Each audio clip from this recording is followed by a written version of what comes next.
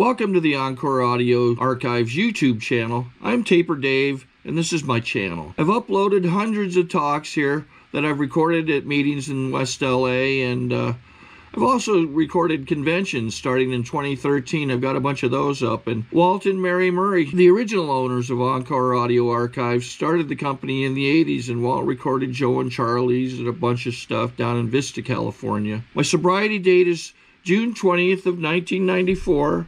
I hope you find something you like, so please like and subscribe to my channel and comment down below. If you want to hear something that I don't have or that you don't see, I'll see that I get it. Anyways, take care and have a great day if you want to. Well, you guys are in for it tonight, and may God bless this man. It's Clarence Snyder.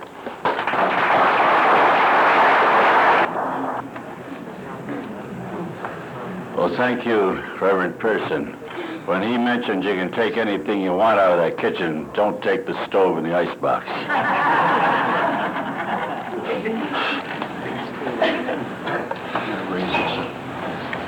Oh.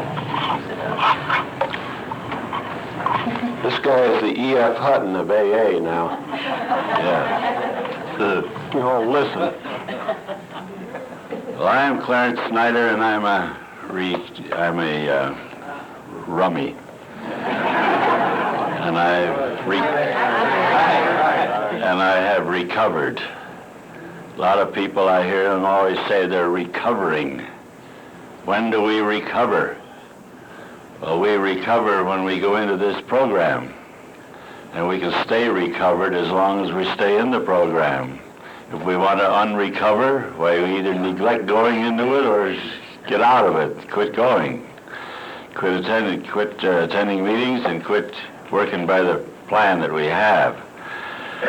You know, I hear an awful lot of things about this program, and I probably have had more opportunity to hear these things and see them than good many people have, since I've been around here longer than anyone else. And I've had, my last birthday was in February. I had 44 years in this fellowship. So,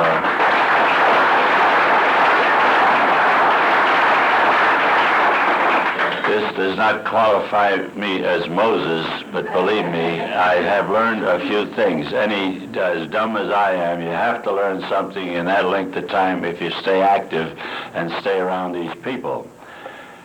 And I hear an awful lot of things about this program, and I hear people say how hard they're trying to work this, and they're working this, and they're working that stuff, and they're working something else. And I hear them say sometimes, I don't know how it works, it just works. Well, shucks, if you read the big book, it tells you how it works in chapter 5. And I'm a fundamentalist in AA. I believe in the fundamentals of this program. I happened to come into this program before it was known as Alcoholics Anonymous, and before this 12-step program was put together yet. We had a 6-step program in the old Oxford movement, and all the people who preceded me and a number of them that came afterwards came into that Oxford group. But we found that alcoholics are different than people. And we found that alcoholics have to have their own society. We owe our origin to the Oxford movement, and they were wonderful people, but they were all civilians. And I saw very early in my life in this fellowship friction developing between the earthlings and the rummies. And it got to the point where it got rather desperate at times. But due to a number of reasons, we had to break away and start our own fellowship, mostly because of the idea of religion. Nobody here is against religion, I hope, but this wasn't what I'm talking about. The Oxford movement was a Protestant religious fellowship, and Catholics did not belong to it for the simple reason their church did not permit them to. And in my struggling around to try to find some members, When I left the city hospital in Akron in February 1938, my sponsor, Dr. Bob, told me to go back up to Cleveland and spend the rest of my life fixing rummies as an avocation. And I started up there and tackling rummies every place I could find them. Now remember, we had no book, we had no group, we had no literature, we had no nothing. So I'd walk up to some drunk on the street and I'd tell him, hey, Buster, you ought to quit drinking, you ought to be like me. Well, this is a great approach. And I did get some resistance. But after 7 months of that carrying on, I finally nailed the guy, and he was my first baby. And I got him in the hospital. And I was walking 4 feet off the ground. I finally had accomplished something. I think in those days my main object was I didn't feel I'd ever be a member of this great fellowship until I had successfully sponsored someone. So I went out after that with a vengeance, and mostly the vengeance was taken out on me. But anyway, it finally happened, and I've come to realize why it took me 7 months to sew up my first baby.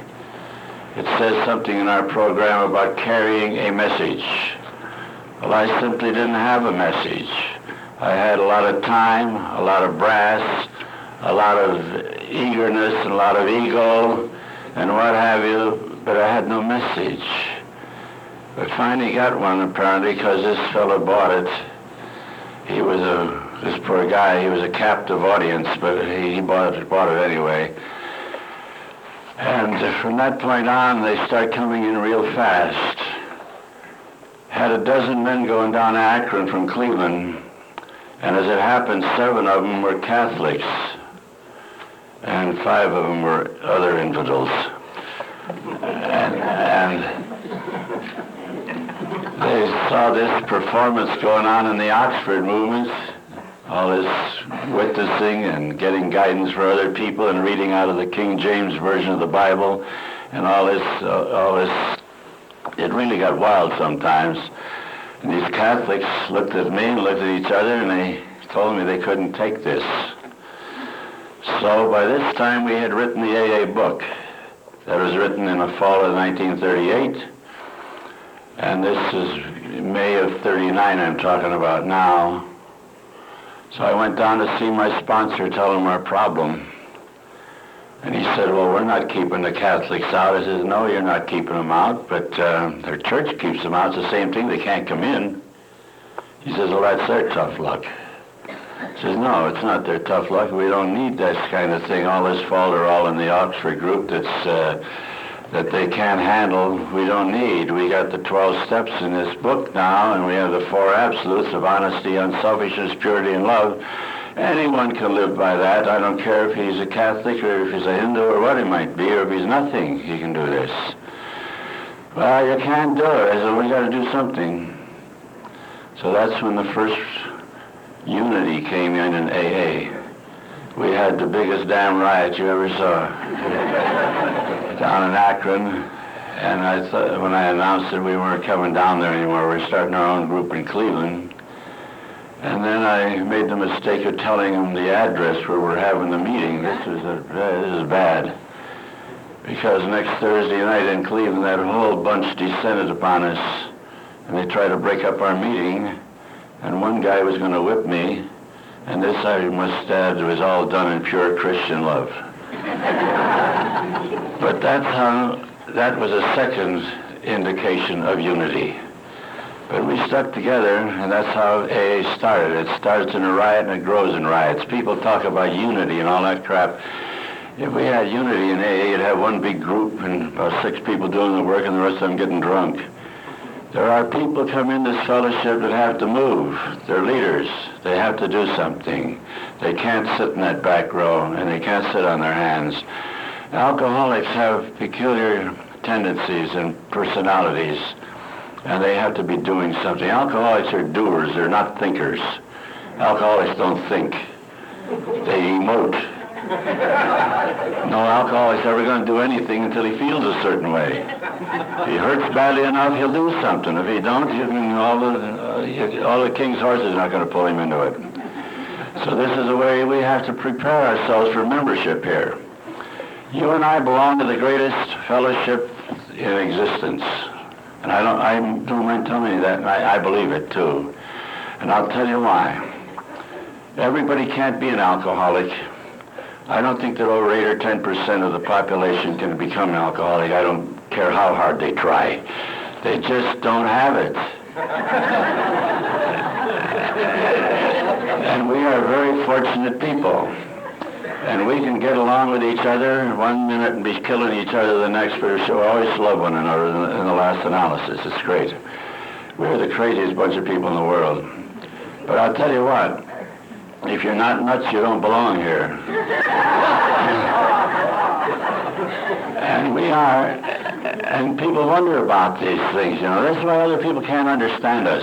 They just can't figure out. And we do things, I do things today. Somebody say, why did you do that? I say, how do I know? You did it. We don't think about things. You never see an alcoholic sitting down there contemplating his navel. You don't do this. But he's going to do something, you can bet that. He'll act, he'll do something. But you know, we earned our right to be here.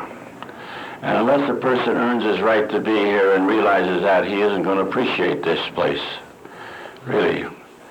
And if you stop and sit down and figure out that the typical alcoholic that's been in business or in working, and he retains the age of 40 years, it has cost him a minimum of $50,000 to get here. Believe me, that is some entrance fee. A lot of people join a country club and it costs them $1,000 and $1,000 a year and so much to play every time they go out. They think they're big stuff. They don't pay any $50,000. But you and I paid $50,000 to get here. In money, lost opportunities, and to say nothing of the anguish and the heartache and other things that happen, the tragedies that happen. So we are very much blessed that we had this opportunity, and I'll tell you why. Alcoholism is probably the oldest malady that afflicts the human race. You read about alcoholism in ancient history. You read about it in the Bible. You read about it in mythology. There are a lot of good rummy stories in the Bible. This thing of boozing has gone on a long time. And once you're reading the Bible, you'll find it's very interesting. You don't have to go any further than the first book of the Bible and you'll meet your first rummy. You meet Noah, the guy that had the boat. There's a rummy. You don't believe it? I'll tell you. You listen to this one. If this guy isn't a rummy, I'm a Chinaman. The world has got itself in a shape about the way it is today. Everything going down hell-bent for disaster, you know. And God couldn't get these people to get off this kick. He finally gave up and he decided to wipe the whole thing out. He's going to flood the whole thing and start all over again. Well, he needed some seed to start with, so Noah was a good man, and he trusted God, and he loved him. So he went to Noah, and he says, Noah, my boy, he says, I want you should do something for me. He says, anything, Lord. He says, I want you to build a big boat. And he gave him the directions and the dimensions of this boat. And he says, I want you to put, after you finish it, 2 of everything in there, every living creature, and I want you to put your family in there. He says, why? He says, well, I'm going to flood this whole world and destroy everything in it, and I want to start all over again. And you're going to be the seed. You're going to furnish the seed.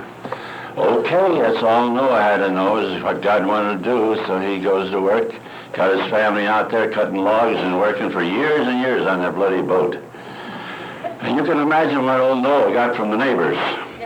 They come by and say, what are you doing? No, I'm building a boat. You're building a boat out here in the middle of a desert? You know, and Noah is playing with a short deck. He kept on regardless of the criticism. He finally got the boat built, and sure enough, he got all those animals and everything else in it. I wonder why he put those 2 mosquitoes in there. Well, anyway, he put everything in there, and then finally the rains came, and it rained, and it rained, and it rained, and it rained for 40 days and 40 nights, and that boat starts to come up, and everything else is going down. A lot of those people who were laughing at Noah tried to get in that boat when they saw that rain come, and they finally believed what Noah said, but he wouldn't open the door. They just had to stay out there and take what was coming to them. So the whole world got flooded out. And for several months, that boat floated around on that water. And finally, after a few months, the water started to recede, and the boat came down and settled on Mount Ararat. And the land came up, and what was the first thing our friend Noah did? He ran out there and planted a vineyard, he raised some grapes, he made some wine, and got drunk. It's all in the Bible. I didn't make this up, it's in there. Now, I just mentioned that to point out that this alcoholism is nothing new. There's a lot of good rummy stories. I could stand here for an hour and tell you different rummy stories in the Bible, and they're all good. Some of them are, you probably never heard that they were rummy stories, but you can associate with them when you hear them told properly. These ministers don't know how to tell these stories. I hear some of these people talk about the Good Samaritan. They don't know he's a rummy. You ought to hear some of the stuff they hand out that story means. They talk about that prodigal son. They give you some of the wildest stories of why this guy was a prodigal son. They never occurred to these poor earthlings that these guys were rummies. They were strictly drunk stories. Well, anyway, alcoholism for centuries has been with us, is the only point I want to make. And all down through these centuries, believe me, everything has been tried. I have a book at home, it's about this thick, and it was written way back in the early 1800s about the history of alcoholism and what had been done up to that time in order to solve this problem of heavy drinking and alcoholism. And you would be amazed at all the things that were tried, and don't you know something? Not a one of them worked. And this is history. So finally, about 40 years ago, this program came along. We grew out of the Oxford movement. We had a program presented to us that works. Up to this time, the alcoholic all down through these centuries had 2 options. He could go crazy or die or both.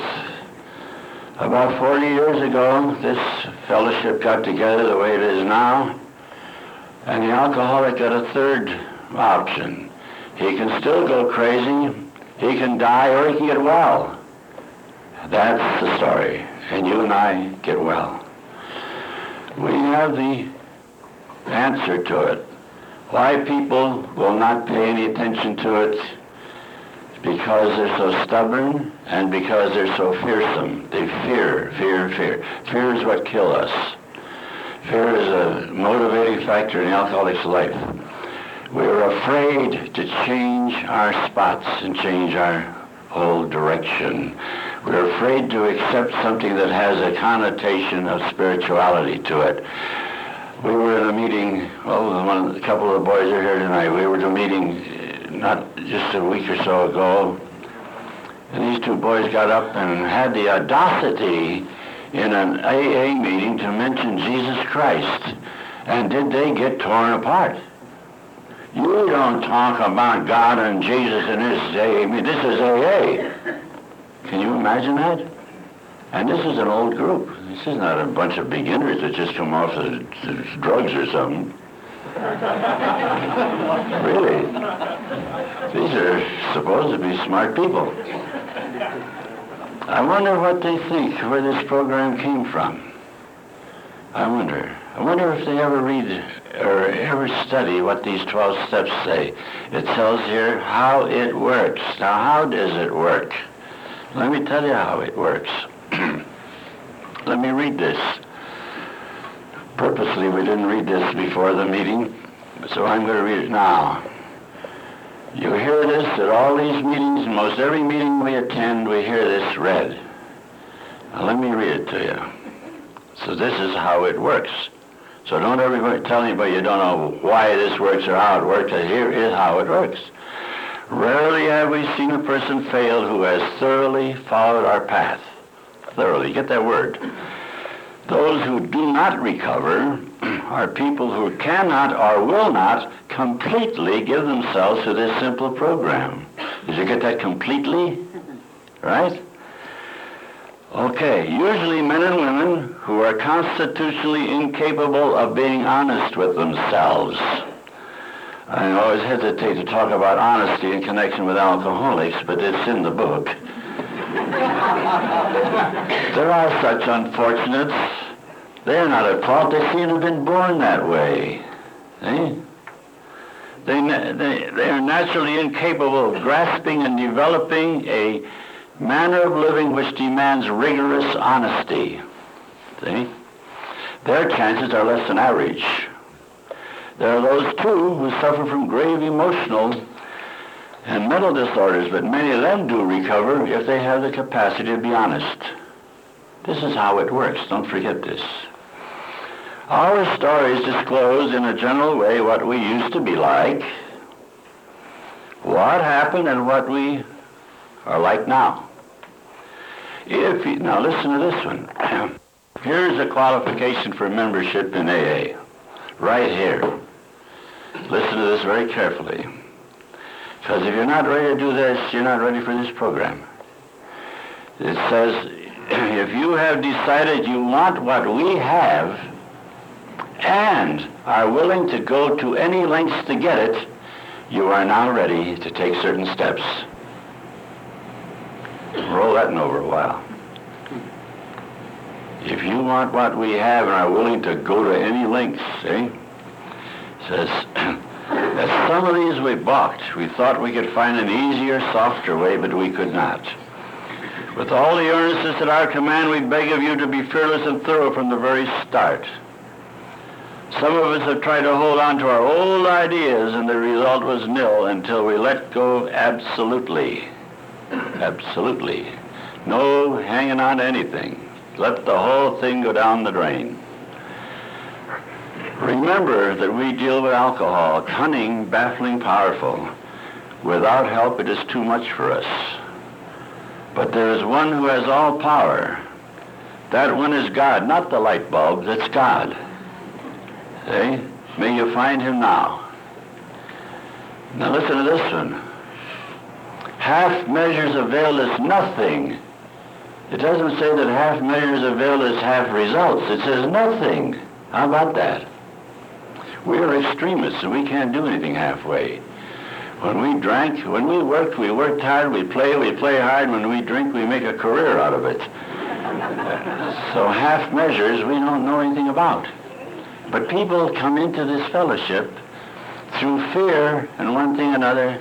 They try to go through half measures, and they miss the boat. They don't get what they should be getting out of this fellowship, not by a long shot. Some of them stay dry, but they don't have any fun. We're here to enjoy life and here to serve. And unless we get ourselves straightened around, we're not going to get much out of that. Then it says, here are the steps we took which are suggested as a program of recovery. Alcoholics can screw up anything. They can screw up a 2-car funeral. And they screw this up. This sentence here reads this way to me. Here are the steps we took which are suggested as a program of recovery. It doesn't say these are the suggested steps. That you can suggest them, you can take them or leave them. It is suggested as a program of recovery. See what it means? People screw this up and get it turned around ass backwards.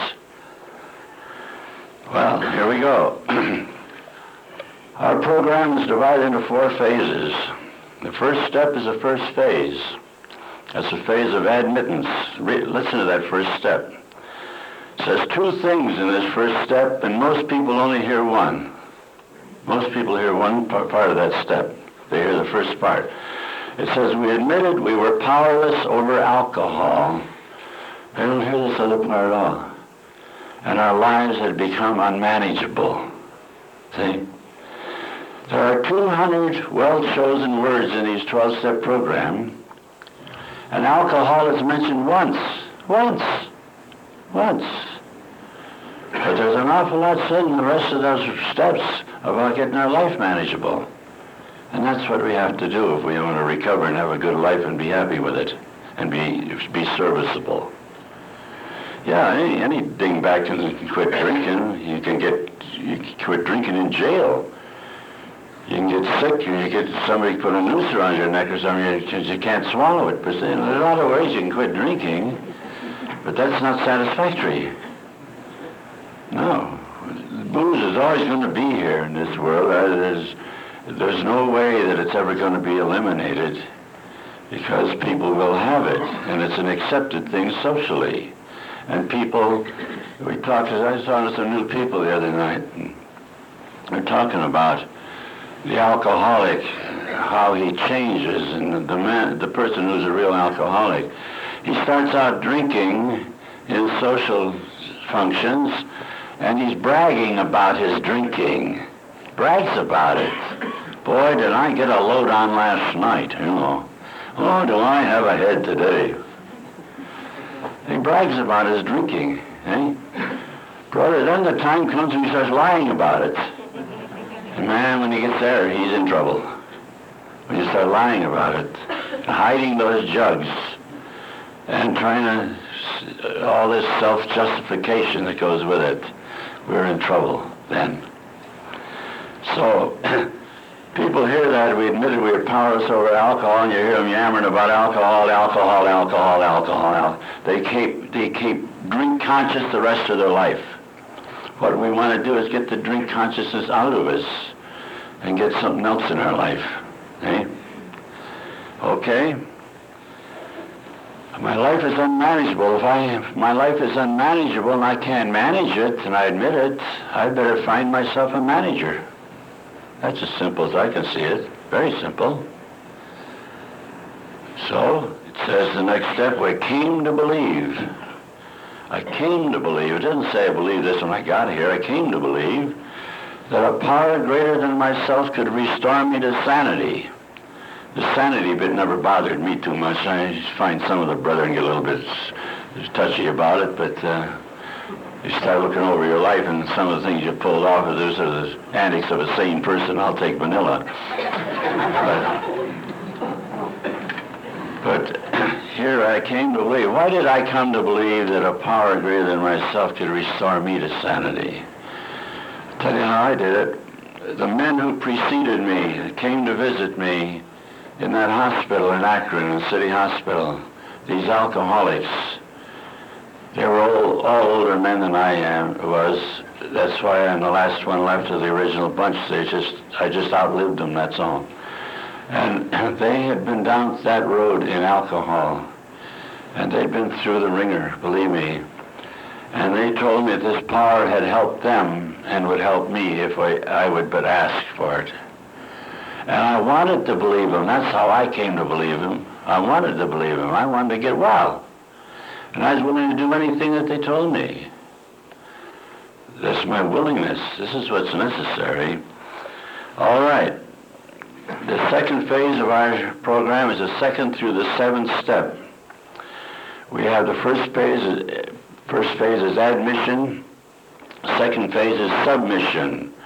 2 through 7. Third step says, I made a decision to turn my will and my life over to the care of God. I hear people come in and say, you can take anything you want for God. You can take the group, you can take that piano, you can take that light bulb. Yeah, oh, you hear that light bulb deal. I bet you all heard it, haven't you? Heard the light bulb? Let me read the 12 steps with the light bulb. No kidding.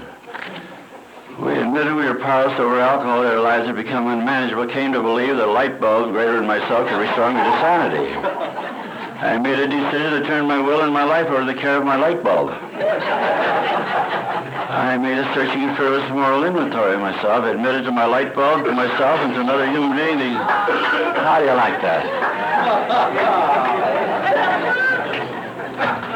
My higher power has a name, and his name is God, and his son is Jesus. So I make no bones about it. Now, I didn't believe all this when I got here. I don't expect the person stumbling in here, too. But you better believe it if you want to get well and have a good life. There's more to this fellowship than just staying dry. There's a lot of airheads that come around here that can stay dry without doing anything. I don't think a lot of them were ever alcoholics to start with. And most of them don't have sense enough to be an alcoholic. To be an alcoholic, you have to have something on the ball. And so, you know, every alcoholic's a drunk, but every drunk's not an alcoholic. As I say, there's a lot of drunks. I associated with a lot of them. I was on Skid Row. You can't tell me too much about the type of drunks. And I tell you the fact, a lot of those birds that I drank with were not alcoholics, but they could drink as much booze as I could, and that's a big order, I give you. But they weren't alcoholics. They could quit any time if they get a different hobby. I couldn't do it. I couldn't quit. I'm hooked. And I know that I've always probably will be. I let other people take the chances. I'm not going to take chances myself. I don't have any need for booze. I don't have any desire for it. I don't have any love for it. I don't have any fear about it. It just isn't in my life, period. That's simple. I don't make a big deal out of it. So it says here, I made a decision to turn my will and my life over to the care of God. That's quite a decision for a guy that's been running away from God and trying to hide from him for a long time and trying to deny him and trying to put some substitute in his place. That's quite a thing to do. And that takes desperation more than anything else. We have to feel pretty desperate before we'll do that. But if we feel that way, it gets right back to what that qualification was. If you want what we have and are willing to go to any lengths, you're now ready. See? It's very simple, yeah? Then it says in the fourth step, here's one that most people stumble all over the place on. And it's very simple, but they don't understand or they're not taught properly what it is. Fourth step says, I made a searching and fearless moral inventory of myself. You know, people come to our house from all over creation. They hear about this freak down in Castleberry, Florida, that has some way of taking people through the steps in 2 days. And they've been fooling around with these steps for 2 years, and they're not past one yet. And so they wonder what this freak's up to. So they call up, and we talk to them. And some of them wind up coming down to find out what's going on. Some of them are curious, some of them really mean business. But they come. So when they come, now the girls are more liable to this than the men. They think this fourth step means that they have to recite every lousy, stinking deal they've ever been into all their life. And these poor gals, they sit down for weeks on end and write all this crud all over a bunch of papers. And they come to me, and when they get to step 4, they hand me this sheaf of papers, which I just take and I turn around and throw it in the wastebasket rather don't even look at it. I'm not interested in all the cruddy things that they did and all this crap. That's not what the fourth step calls for. If there's restitution to be made for some of the crud that you did in your life, that has nothing to do with the fourth step. That comes later. But that fourth step here says that we made a searching and fearless moral inventory. What are my moral capacities? There are characteristics that are tearing me apart. I have 20 questions I asked this person about these moral situations. things like self-pity, self-justification, lying, and self-condemnation, impatience, dishonesty, hate, resentment, and so on and on and on. There's 20 of them. These are the things we're looking for, and these are the things that are eating us up. These are the things we have to get rid of. But there's a trick here. It says that my life's unmanageable. I can't manage. I can't do it. I'm at a loss. I'm not able to do it. Well, in step 3, I made a decision to turn my will and life over to my new manager. Well, what have I got that guy for? Let him take it. So the thing I have to do is ask him to take these things away from me. I've been taught that I can, between God and myself, anything is possible. Myself, I can't do it, but with him, there's no limit.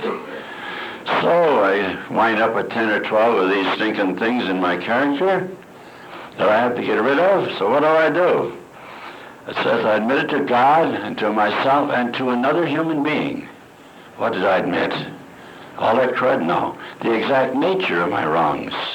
What a slob I was, what a liar I was, how resentful, how hateful, and all this kind of business. What a liar I was, how dishonest I was, and all this, how I gossiped and all that crap. These are the things. So I have to admit to him and to another human being. Why another human being? Well, when you're dealing with my manager, he demands that I talk to somebody else, a human being. I express myself to a human being vocally. Thank you. And it also says in the good book, where 2 or 3 are gathered together in my name, there will I be also. Well, if I'm going to have my manager do something for me, I got to have somebody sitting there alongside of me to witness the whole deal. That's the reason for that. It's very simple, isn't it? See how easy this program is?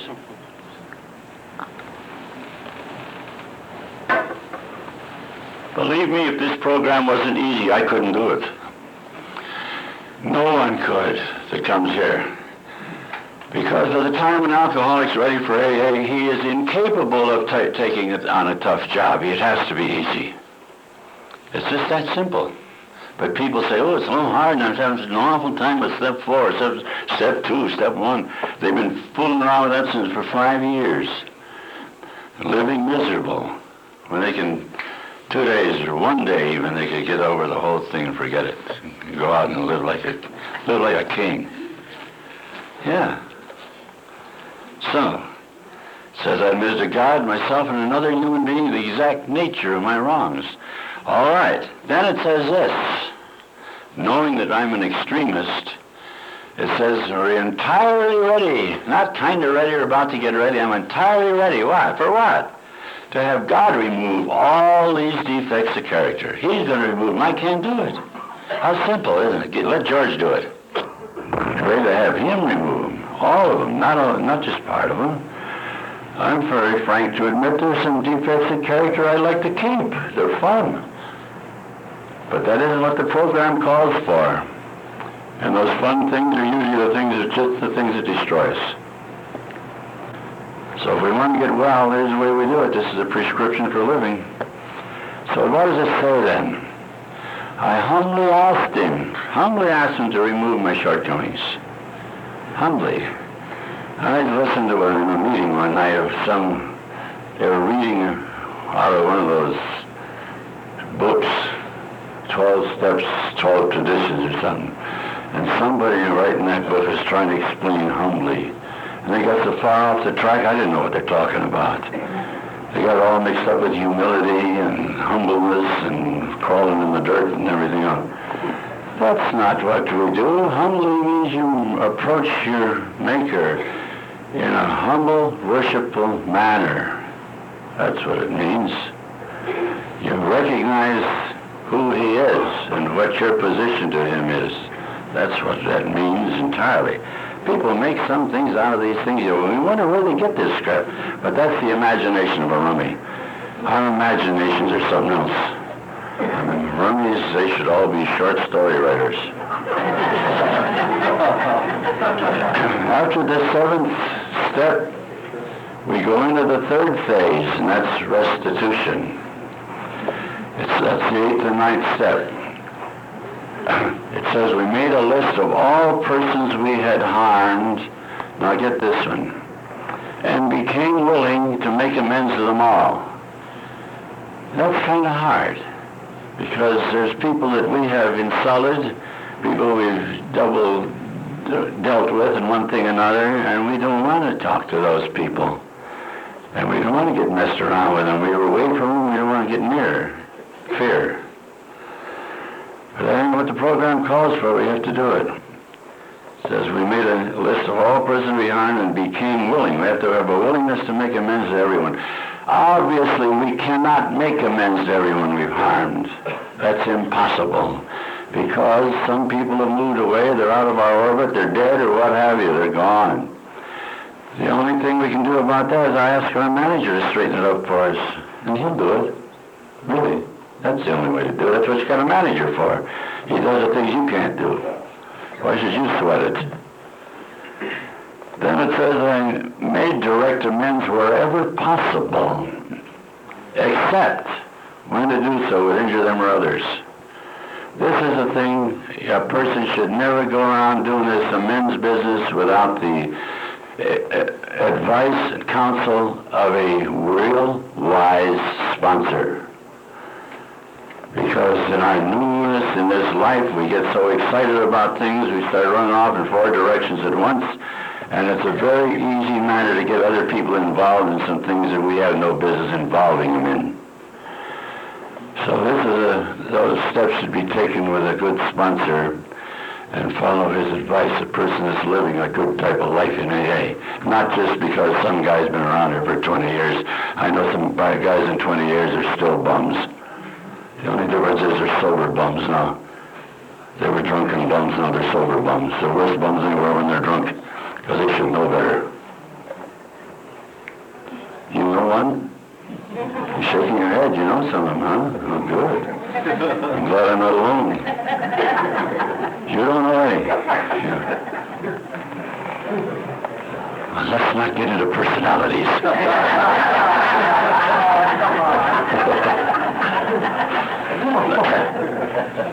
Now we've gone through 3 phases of our program. We've gone through 9 steps. Now we get into the last phase. That's phase of construction. There's the last 3 steps, 10, 11, and 12. Listen to number 10. 10 has nothing to do, it's an inventory step. It has nothing to do with step 4 at all, which also is an inventory step. Step 4 calls for a personal inventory. It says we made a searching and fearless moral inventory of ourselves in step 4. The other one calls a personal inventory in step 10.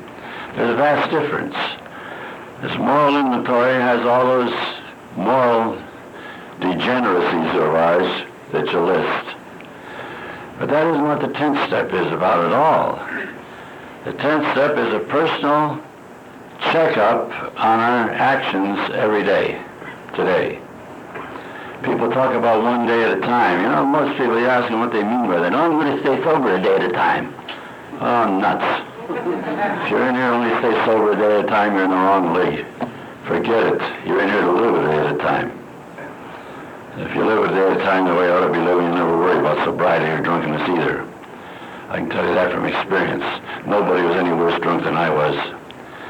And I have no problem with about boozing. I haven't had, never have. Why? Because I did what these birds told me to do about this program. I don't say that people showered me with gifts or showered me with gold or anything. I had a lot of problems to solve like anyone else coming here. I was telling somebody tonight, when I came here, I had to change my whole economic setup. I was out of the line of work that I had been accustomed to and good in and experienced in. I couldn't go in it. They wouldn't let me in the first place. But if they would, I wouldn't want it anyway. I just couldn't take it anymore. So I changed from being that kind of a executive to a salesman. Complete change. From ordering people around, making everybody do my work, to going out and working myself. That's a change. But I became a good salesman. I mean it. I say so myself. I did all right, everything I ever sold. But you see, and rum, you can do these things, and what we get into after we straighten up might be something entirely different than what we used to do. Got people in lines of work coming in AA, they ought to get out of them. They're not good for them. They're devil's handiwork. You should get out of the crap, that kind of stuff. If you can't, in good conscience, do what you're doing in your job, get out of it and get something else. That's good advice, believe me. You might not like to give up that buck that you get from it. You might have to work for half the money. But what are we here for? We're here to learn how to live, and live the way human beings ought to live, and be serviceable. That's what we're here for. And we're going through life here. We have so much time here, how much, who knows? We're allotted so many hours, so many days, so many weeks, so many years. Then the day comes and we leave here. Where do we go? To me, there's only two places to go. A lot of people think there's three or four. There isn't. It's two. You leave here, kids, you're going to either going to hell or you're going to heaven. There ain't any excursions either way. You're going to make it, one way or the other. And how you're going to make it is how you serve your new manager while you're here. That's my message. If I serve my manager properly, I know where I'm going. Yeah, you hear a lot of people, you go up to some people say, you go to heaven when you die? Oh, I hope so. Hope so, hell, I'm going. I'm going, you bet, and I hope I see you there. No, I don't have any doubt about it. I'm 79 years old, I'm a lot closer to it than a lot of you birds are. On the other hand, I've had a lot of time to prepare. But what do we do here with our life and what we have? Each person is given a measure of faith, and he's given things to take care of here. Nothing I have or nothing you have belongs to you at all. Forget it. It all belongs to our manager. He lets us use it. How we use it, that's important. If you don't believe it, read the parable of the talents. Find out what happened to those monkeys. Those three guys, what they did. The one guy that didn't take care of his talents, he got thrown out of bingo. Well, anyway, the 10th step says I continue to take personal inventory. What does that mean? That means I sit down at night after my prayer time and I think about where I've been, who I've been with, what's transpired. Did I do anything worthwhile today or did I screw up today? And it'll all come out just like on a picture screen to you at night, does to me. I find out that I have done something, I have insulted somebody or done something I shouldn't do to them.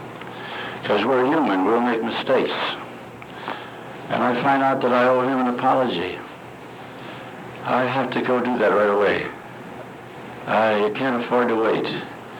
That procrastination will never get it done. So the first things first. Make that restitution. See, our life gets straightened up in the first part of this program. Now we're trying to live it that way so that we keep it clean. Anytime I take a person through the steps, I get down through the 8th, through the 7th step, I tell them they're clean. God has forgiven everything you've ever done. He holds nothing against you. See, the one thing great about my manager, when he forgives, he forgets. He'll never remind me of it anymore. Now I'm human, and I can get fouled up again and louse up.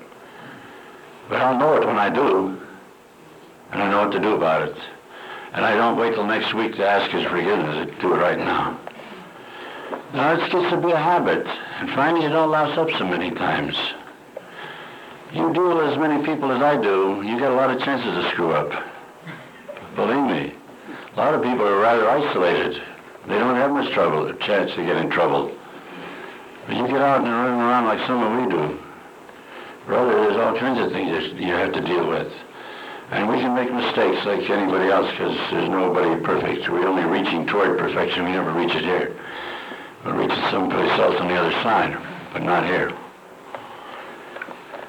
So we check on ourselves every day in step 10. keep us clean. 11th step, listen to that one. It's got a lot of words in it. Says in the 11th step, I sought through prayer and meditation to improve my conscious contact with my new manager, God, praying only for knowledge of his will for me and the power to carry it out. Break that down. Listen to this. It says that we're seeking something, seeking it through prayer and meditation. Now, what is prayer and what is meditation? What's the difference? Prayer to me is talking to my new manager. Meditation is listening to him. In all of my wisdom, I have found out that the good Lord gave me 2 ears and 1 mouth. And that suggests something to me. So it's a good idea to do some listening. And you may be amazed what you hear if you would listen. There's something in that says that there's none so blind as those who will not see, and there's none so deaf as those who will not hear. And a lot of people will not hear, and they will not see. It's too bad. You don't have to be that way. There's nothing to be afraid of in this program. It's a program of courage. You have the greatest asset in the world when you go and join this program and go through these steps. You got a manager who'll take you through anything. Anything. People say to me, I've heard all these stock alibis for getting drunk. All of them. I've heard them say, oh, I lost my job, and I just got so frustrated, and I just went out and got drunk. Hell, I got fired how many times I can't tell you. I've lost jobs. Then they say, well, I got divorced. Well, so did I. Well, I went in the service, and you know how it is when you go in the service. Yeah, I know how it is, but I didn't get drunk in the service. See? Well, I was supposed to get a promotion. It didn't happen. Well, my wife went off with some other guy. Good riddance. Well, I mean, you get all this stuff all the time, and it's all baby talk. Baby talk. We come in here to learn how to grow up. And boy, do we have you and I have more characteristics and more power when we accept the power of God in our life. The things we can do, you wouldn't believe. I look back on my own life. I'm not waving any flags. But I look back on my own life and think of that skinny guy, 135 pounds, back in 1938, 39, back there in Cleveland all by himself, no book, no friends, no money, no nothing, nothing behind me. Out there trying to get rummies straightened up. And the things that I did over there, I can't believe it myself when I think about it. I look back and it couldn't be me, but it was. Now, I wasn't doing that. I was propelled. I was guided to do these things. I've always said this, if I were to pick a guy to do the job I did in the early days of AA, I'd be the last guy I'd pick. Because I had no qualifications, or nothing, no qualification whatever for it. See? It's true. If you don't believe that, read that book that Dr. Bob and the Good Old Timers. You'll find something about in that book. It'll tell you some of those stories. It's impossible. Some of the things that happened to some of those people couldn't have happened, but they did. And we have this wonderful fellowship. People walk into this fellowship today, they think it's always been like this. Oh, don't kid yourself. Some of the people around 25, 30, 35 years ago will tell you something about this fellowship when it was like then. I'll tell you about it 44 years ago. Now, there's a lot of things been changed. But the principles haven't changed. There's a lot of people trying to change them, and they do. They screw up this program. A lot of people do if you listen to them. You read a lot of tripe that isn't worth reading too. But here we sought through prayer and meditation, talking to my manager and listening to him to improve my conscious contact with him. What does that mean? I have to feel and believe and sell myself the idea all the time that he's right here as close to me as Bill Daly here. And I can talk to him, I can get answers from him. He's there and I know he's there. See? Now, that isn't talking spooks either. He's here. He's everywhere. You don't believe this? Remember when the men landed on the moon, the first guys to land on the moon, what did they do? They prayed. They were talking to him up there on the moon, all those thousands and thousands and thousands of miles away. And you're talking to him down here. Boy, he's accessible, I'd say. He's right around, kid. Anytime you want him, he's here. He don't run away, we run away. Right? All right. So we sought through talking to him and listening to him to improve our conscious contact. Now it tells us what we're praying for. You asked a good many people in AA what they pray for every day. They say, oh, I pray to stay sober today. Yeah, idiot. Here in this program, you never pray to stay sober. You got sobriety. Thank him for it. Pray that he shows you what to do with your life to help somebody else. See? This is what we pray for. What is your will, boss? Tell me what you want and send me, and give me the strength to do it. Tells me in a good book, you'll never put anything on me you won't give me the strength to follow through with. So anything that I have to do, if I ask him, he'll send me. Some of the funniest things, the oddest things have happened to me in my life. I've gone, just to talk about guidance and being sent out to do something. I've made an appointment to meet somebody. 11:30, I'm going to meet you out at 9th and Euclid. See? 11:30 today. 9th at 11:30, I'm at 199th and un-Euclid someplace. And I had no plan to be there at all. I planned my day to be where I said I was going to be. But he had other plans for me. When I look back on some of those occasions, it really startles me. It does. Because in every instance, there was an awfully good reason why I was out at 199th instead of 9th. Something had to take place out there. It was important that I were there. This sounds a little bit, probably to a lot of people, a little bit dizzy, but dippy. I got into a lot of dippy stuff in the years I've been in AA. And I see an awful lot of dippier stuff right now. All right. I sought through prayer and meditation to improve my conscious contact with God, praying only for knowledge of His will for me and the power to carry it out. What do you want me to do, boss? And give me the power to do it. 12-step. What does it say? People are always talking about 12-stepping, 12-stepping. Holy smokes. What does it mean when it says 12-stepping? When you hear people talk about 12-stepping, you know it's running after some drunk or sitting up with them or feeding them booze or buying them a suit or something, I don't know, or you're going out and seeing them and carrying them to a meeting and hauling them around and what have you. 12 steps says, having had a spiritual experience, get this, here's some words they miss entirely, as the result of these steps. Because we took these steps, the result was we had a spiritual experience. And what is that? Spiritual experience, people say, oh, change, you get your mind changed. Change your mind. Change your mind? What mind? Change your thinking. They say, what thinking? If an alcoholic is thinking, he gets in trouble. We don't think, as I said before, we emote. So it says, having had a spiritual experience as the result of taking these steps, we had that spiritual experience is not here. It's 18 inches below. It's down here. This is where the change comes, down in here, not here. That noodle, the head's always sick. It tells you that in the Bible. You read that in Isaiah. The whole head is sick, it says. And if anybody ever had a sick head, we've had them, boy.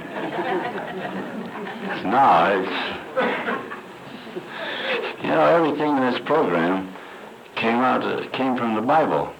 Believe that. It came from the Sermon on the Mount and the Book of James, but there's some references to the Old Testament, too. You get into old Isaiah and some of these deals, too. But it says here, we tried to carry this message. Not the alcohol. You don't haul those birds around on your back and nurse them and kiss them and all this kind of crap. You're there to carry a message to them if you have a message to carry. If you don't have a message, take somebody with you that does. Then you learn how. That's as simple as I can tell it. So, we tried to carry this message to alcoholics. Did you get that? It didn't say we're carrying them to everybody, the whole world. Our ministry is alcoholics, and we're the only dingbats that can help alcoholics. Nobody else can do it. That's been proven down through the centuries. So that gives us a responsibility. And we're not supposed to, as the Bible says, cast our pearls before swine. We're supposed to go and plant seeds where they can be expected to grow. And you can't grow them carrying these monkeys around on your back. You come and you present your program to them the best way you can and try to enthuse them about it, and they get it. From that point on, the Holy Spirit takes on. He's going to do the rest of it. We can't fix anybody. We call it fixing, but we just introduce them to it. From that point on, you have to leave it up to the manager. And he'll fix them if they mean business. If they don't, they'll go right down the sewer as usual. And it says we're going to practice these principles in all of our affairs. What principles? Principles of love and service. I just wish people would just sit down and work and work and read and study and discuss those 12 steps. They start discussing them, then they start talking about a lot of crap that has nothing to do with this program. They get all fouled up on a lot of traditions and a lot of anonymity and all that bull. Don't mean anything. I'm not ashamed of people knowing I belong to this fellowship. I'm rather proud of it. I paid a hell of a price to get here. And I know some things a lot of those people don't know. And I feel some things they'll never feel. I've been blessed with a lot of things I wish they could be blessed with, but they're never going to have it. You know, we're the most fortunate people in the world. God does not pick out the cream of the crop. He picks out some real buzzards. If you don't believe that, kids, read the life of the apostles. Read about those disciples. What a rough bunch they were. There were only 2 of them, the whole bunch could write. Yeah, there was 2 of them that had any education at all. One was a tax collector and the other was a doctor. The rest of them were a bunch of roughnecks. And boy, he used to get teed off on them once in a while, too. Naturally he would. But these are the kind of people he picks. He picks them when they're really kicked around and they're ready for something. Because a person has never been hurt and has had everything. You have a hard time selling the idea of making his life become manageable. What is he going to manage? He's got everything. Read the story of the rich young ruler. That tells you very well in the Bible. He come to Jesus. He says, what must I do to be saved? He had everything, this guy had. He says, give all you have to the poor and follow me. Boy, the guy couldn't do it. That's the last you ever heard of him. Okay? It's true. Well, we got a guy sitting in this room tonight. He's got a business. He finally found out when he met this manager that this business don't belong to him. Don't belong to him. And he's only the steward of this business. And so he's letting his manager run the business because he screwed it up so bad. And since he's letting the manager run the business, his money's coming into him, he can't count it. He's sitting right in this room here. I'm not going to make him stand up, but I bet you some of you know him. He doesn't think he's so smart. He's got a good business. Anybody look at that guy and says, boy, that guy's got a good, really got a good, he must be a sharp guy. He's a slob.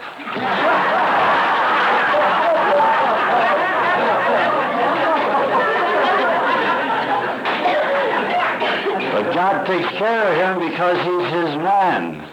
He's turned everything over, and he depends on God to run it for him, and he does his part as little as possible, but it works. And he'll probably tell you about that himself before the weekend's over. Believe me. Well, that's the program. That's how it works. So if somebody asks you, how does this work? Just tell them what I said tonight. And you got it made. How long have we been at this? I've only been talking an hour and a half. Well, let's get into part two.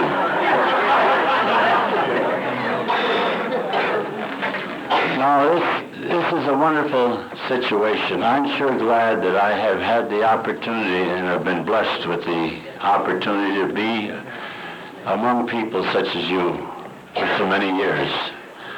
I've been around here many more years than what a lot of people have been on earth here sitting in this room. Yeah, that's true. And I'm very thankful for that. And whatever happens to me, if I'm not here in the morning, I'm someplace better. I'll miss you, but I'll see you all again, I'm sure. But it's been a wonderful life to me. I am past 79 years old. And, usually a person's allowed 70 years, 70. I beat that so far. And I've seen a lot of my old friends pass on to their rewards. And every year those ranks get thinner and thinner and thinner. But I know where most of those people wind up. And they wouldn't have had a Chinaman's chance had they not got into this fellowship. But I've seen a number of those people pass away, and pass away happy and contented, and with no fear whatever. In fact, they're welcome. They welcome what's come. I know one fellow, and some of you people have met this bird. I remember one time he actually died on a hospital table, and he was dead for some time. And a bunch of them prayed him back into this world again.